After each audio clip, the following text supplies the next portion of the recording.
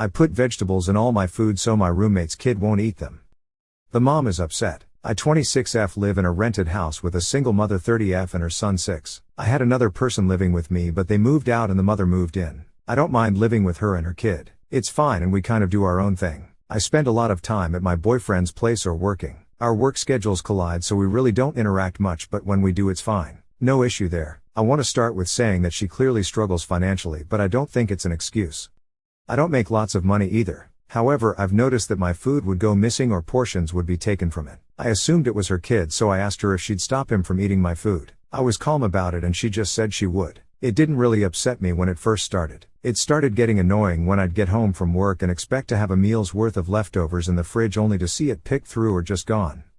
I kept bringing it up and she started getting annoyed with me bringing it up. Just from observing them I realized that neither of them ever eat vegetables. And judging by the food that would get picked through and the food that would be untouched, anything with green in it was avoided. Orange chicken would be gone but chicken and broccoli would be untouched. So I started putting vegetables in everything. I find vegetables to be delicious.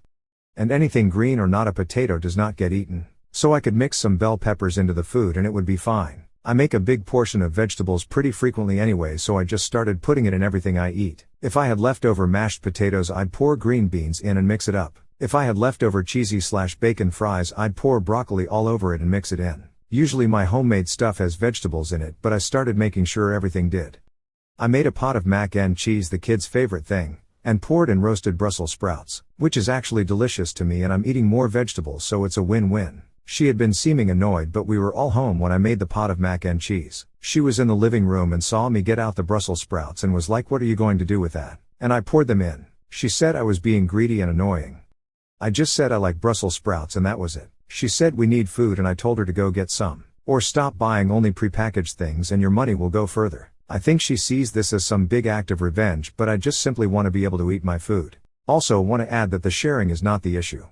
It's expecting to have food there and it's not. So often I'd be working a long day and get home expecting to have a meal's worth of food and it all be gone. Or I wake up in a rush and had my food ready to eat in the morning only to find it gone. So now I have to skip breakfast. If she would simply text sometimes, "Hey, is it okay if we eat?" that I would know and know to make other plans. I would stop for food or no, I have to whip something up when I get home.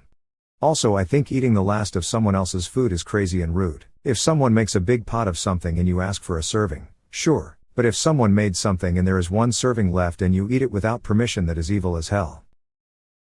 Entitled mother tried to steal my insulin pump and give it to her son.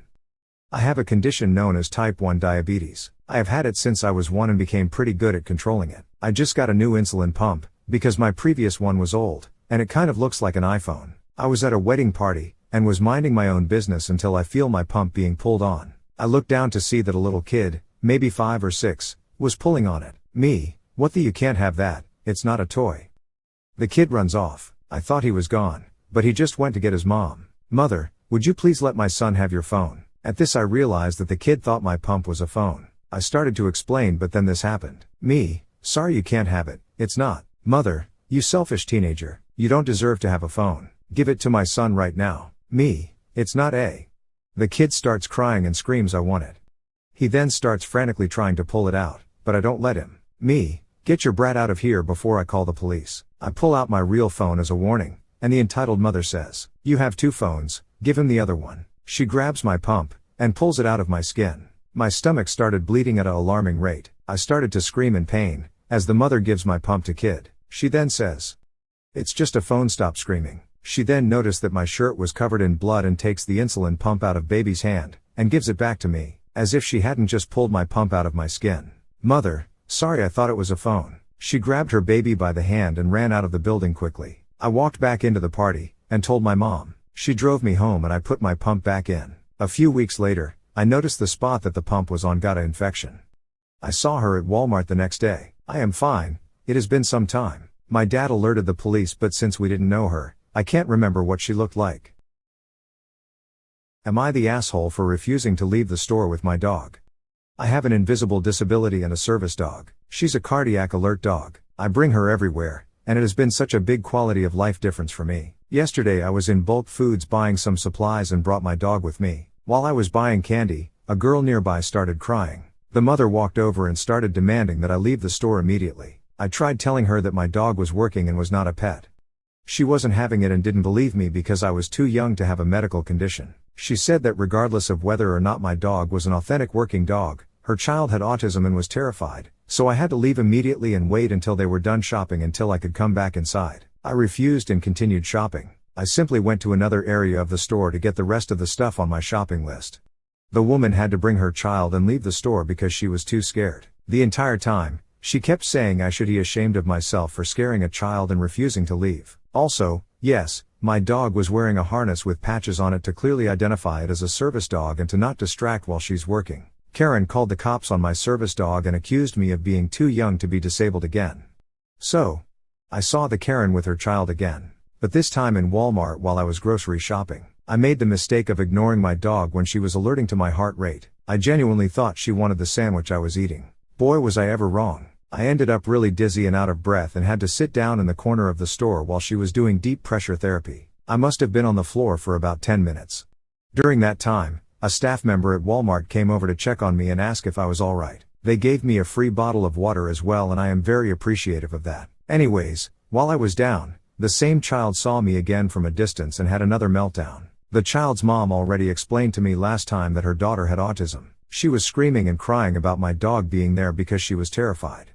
I can understand why she may be scared because my dog is by no means small. She's a 115 pounds female cane corso. Aside from alert and response, she's also trained for mobility assistance. Her breed isn't typically used as a service dog but she was a natural. I got her as a pet dog and she became the service dog I needed. She's 100% good girl. This woman did not leave the store with her child that was having a meltdown.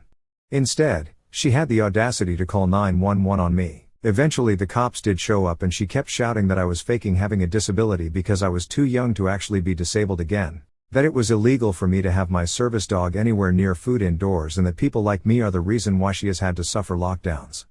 I'm Asian. She said the least I could do is be considerate and stay home away from everyone and keep my dog at home where it belongs. My dog was very clearly vested with tags that says service dog. I showed the cops my medical note that I carry stating that I require a service dog. In the end, the manager banned the woman from coming to the local Walmart for a year. The cops only gave her a warning for wasting their time and escorted her off the property.